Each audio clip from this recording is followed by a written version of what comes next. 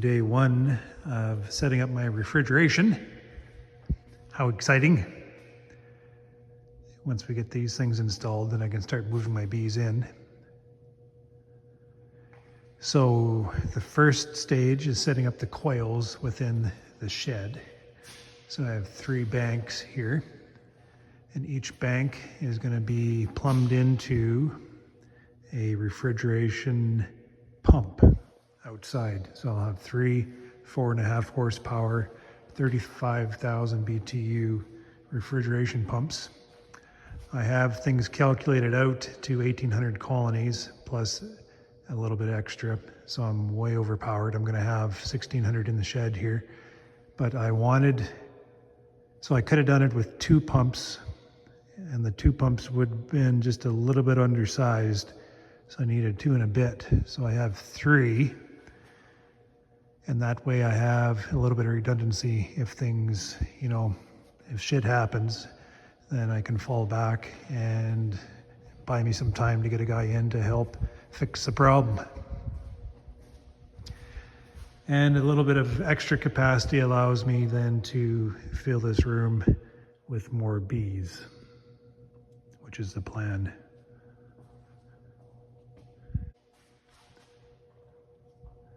So I'm going to stack the rows this way this year, the way I originally stacked them when I first started bringing them into the shed here.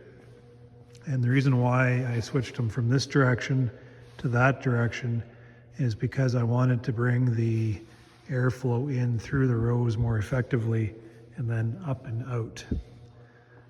But now that's not going to be as much of an issue, like cooling the shed down anytime I need to cool the shed down, because the airflow isn't. I turn on these refrigeration fans, cool it down. And by having the rows this way, when the cool air is blowing across the ceiling, the fans will push that cold air down, and it should provide a very uniform flow of cold air right across the entire room.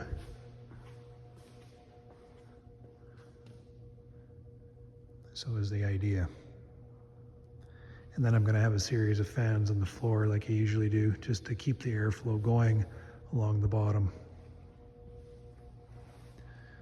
So I can't wait to get this up and running. I'm going to start moving bees in and just set them down on the pad. Have Carrie start treating the colonies as I stockpile them outside the door. It's supposed to be somewhat cool these next few days. I think starting Wednesday I'll start that.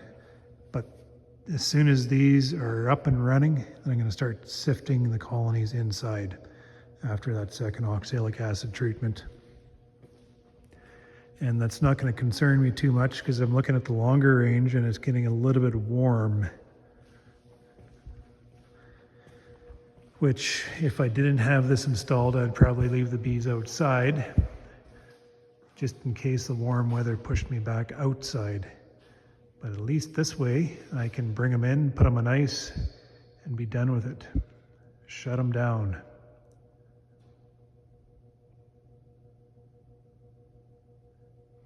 Because all they're doing right now is flying, and if they're flying, they're dying. They're fed up, they're treated. That's all there is to it. So that's the start of it. Spending more money.